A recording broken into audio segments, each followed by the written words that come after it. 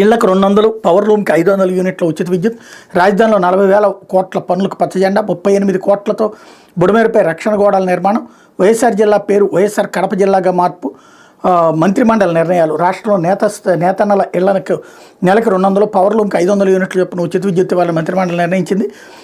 93,000 మంది చేనేత కార్మికుల గృహాలు, 10,534 పవర్ లూమ్ యూనిట్లకు దీని ద్వారా లబ్ధి కల్పించబోతోంది. రాజధాని ప్రాంతంలో ప్రపంచ బ్యాంక్, ఏడీబీ, హడ్కో, కేఎఫ్డబ్ల్యూ ఇతర ఆర్థిక సంస్థల రుణాలతో 40,000 కోట్లకు పైగా వ్యయంతో చేపట్టే వివిధ పనులకు సంబంధించి సిఆర్డీఏ చేసిన తీర్మానాలకు పచ్చజెండా ఊపింది. ముఖ్యమంత్రి చంద్రబాబు అధ్యక్షతన సోమవారం సచివాలయంలో సమావేశమైన మంత్రిమండలి పలు కీలక నిర్ణయాలు తీసుకుంది.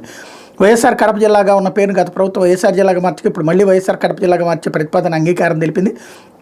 వైఎస్ఆర్ తాడిగడప మున్సిపాలిటీ పేరును తాడిగడప మున్సిపాలిటీగా మార్చాలని నిర్ణయించింది అన్నట్టు వార్తని హైలైట్ చేశారు. అయితే అయిన వారి కోసం అభివృద్ధికి సమాధి, పరిశ్రమలు పెట్టాల్సిన 741 ఎకరాలు ప్రైవేటు పరం, జగన్ ప్రభుత్వం చేసిన నిర్వాహకం ఇది. ప్రస్తుతం ఆ భూమి విలువ 741 కోట్లు.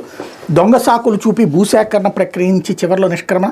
వెనకబడ్డ శ్రీ సత్యసాయి జిల్లాలో పరిశ్రమల స్థాపనకు మోకాలడ్డంటూ వైకాపా ప్రభుత్వం అధికారాన్ని అడ్డగోలుగా దుర్వినియోగం చేసి రాష్ట్రంలో విలువైన భూములను కొలగొట్టింది. ఎకరా ఇప్పుడు ₹1 కోటి విలువ చేసే 740 ఎకరాల భూమిని ప్రభుత్వ పరం కాకుండా తమకు కావాల్సిన వారికి దక్కేలా నాటి ప్రభుత్వ అధినేతలు వ్యవహరించిన భాగవతం తాజాగా తెలియవచ్చింది.